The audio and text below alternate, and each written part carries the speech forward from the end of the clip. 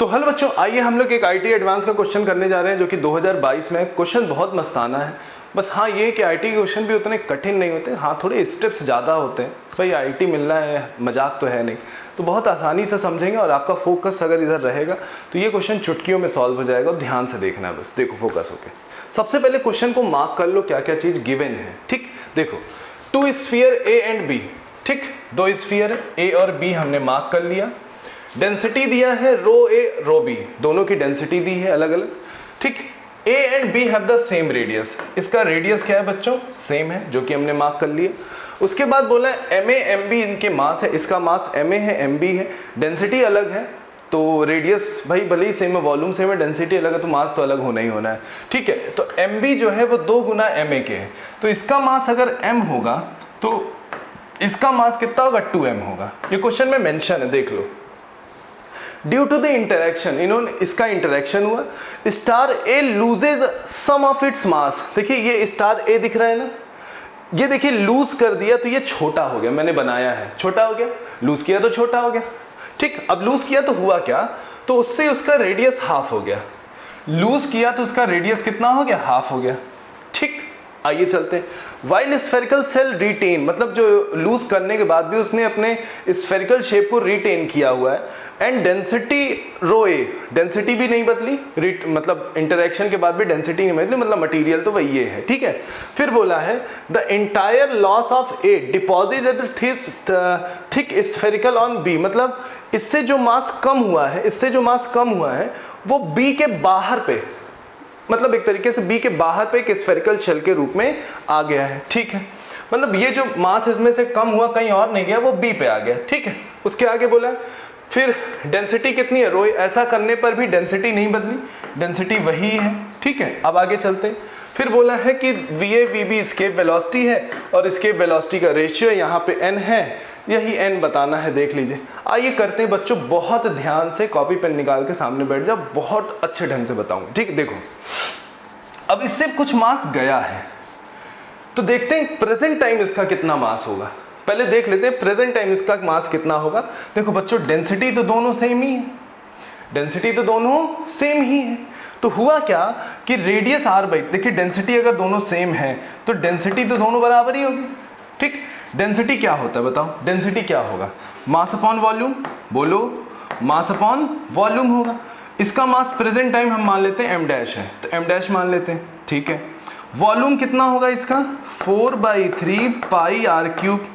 ठीक, अब चले वॉल्यूम कितना होगा, 4/3 पाई r क्यूब, 2 2 जा 4 2 जा 8, क्योंकि रेडियस r/2 हो गया। ठीक बच्चों, ये कैंसिल आउट हुआ, r क्यूब से r क्यूब कटा, तो अब 8 ऊपर आएगा तो m डैश की वैल्यू आ जाएगी m/8।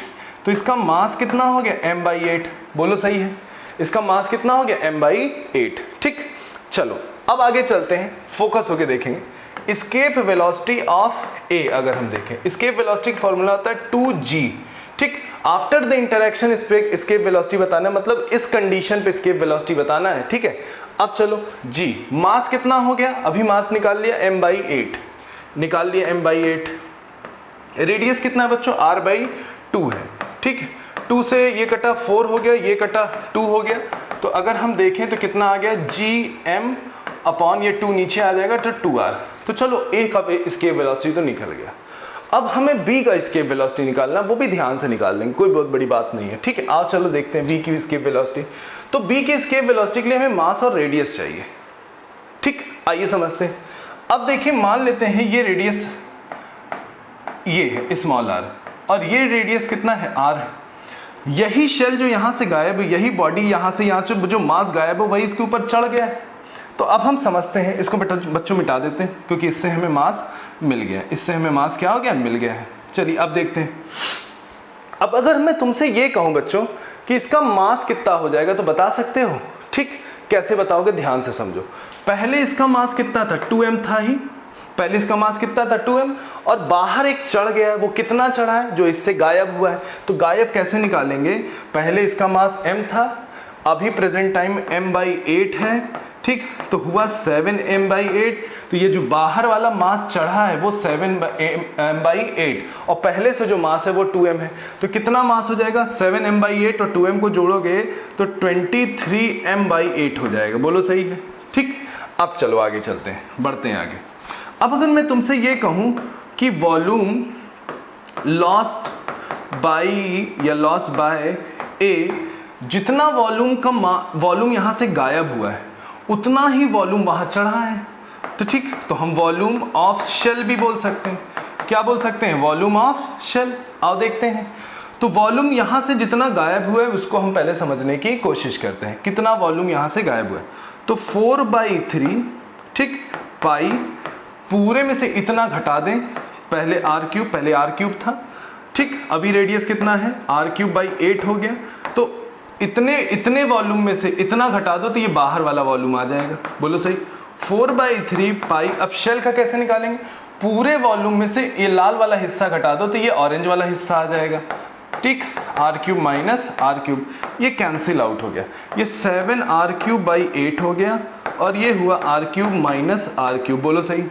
अब बच्चों अगर हम इसको इधर ले लिए तो कितना होगा, 7r³/8 होगा और ये प्लस r³ हो जाएगा और ये r³ हुआ। तो 8 और 7 कितना होता है, 15 हो जाएगा। तो कितना हुआ, 15r³/8 और स्मॉल r³। बोलो सही। अब अगर ध्यान से देखो तो यहाँ से स्मॉल r की वैल्यू कितनी आएगी, 15 की पावर 1/3, r/8 का क्यूब भी होता है तो 2 हो जाएगा। तो हमें स्मॉल r भी पता चल गया। अब b का एस्केप वेलोसिटी देखते हैं।